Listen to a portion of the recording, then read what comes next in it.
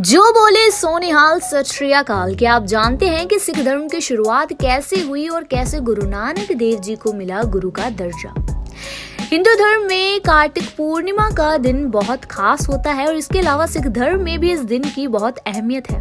कार्तिक पूर्णिमा के ही दिन सिखों के पहले गुरु नानक देव जी का जन्म हुआ था और गुरु नानक देव जी के पिता का नाम कालू बेदी और माता का नाम तृप्ता देवी था।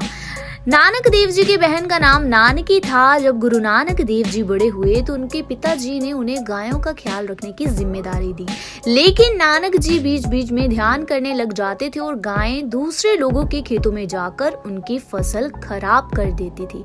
ये सब देखकर गुरु नानक जी के पिता उनसे काफी गुस्सा हो जाते थे, लेकिन गाँव के लोगों ने गुरु नानक के साथ कई चमत्कारी चीजें होती देखी। इसके बाद ही गांव के लोगों को लगता था कि गुरु नानक जी जरूर संत हैं और गुरु नानक देव जी को ध्यान करते देख उनके एक पड़ोसी ने नानक जी के पिता से उनको सांस्कृतिक विषय में पढ़ाई करने के लिए कहा। उनका मानना था कि धर्म से जुड़ी चीजों में नानक को काफी रुचि है। सन 1487 में नानक जी का विवाह माता सुलखनी से हुआ। उनके दो पुत्र श्रीचंद और लक्ष्मी चंद भी हुए।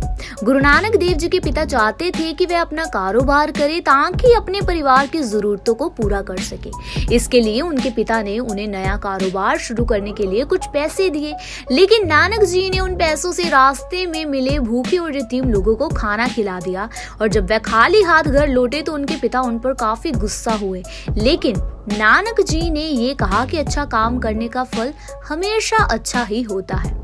एक समय ऐसा भी आया जब उनके पिता उनसे काफी परेशान हो चुके थे तो नानक जी के पिता ने उन्हें काम के लिए नानकी के घर रहने भेज दिया। नानक की बहन नानकी सुल्तानपुर में रहती थी और नानक जी ने वहां काम करना शुरू किया। कुछ दिनों के बाद नानक जी की मुलाकात वहां एक मुस्लिम कवि मर्दाना से हुई और वह हर सुबह काम पर जाने से पहले उनसे मिलते और नदी के किनारे बैठकर ध्यान करते।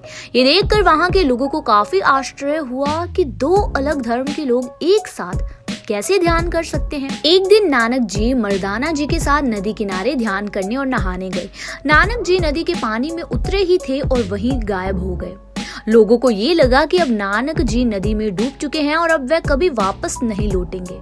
लेकिन 3 दिन के बाद नानक जी ना कोई हिंदू ना कोई मुसलमान कहते हुए नदी से बाहर आ निकले।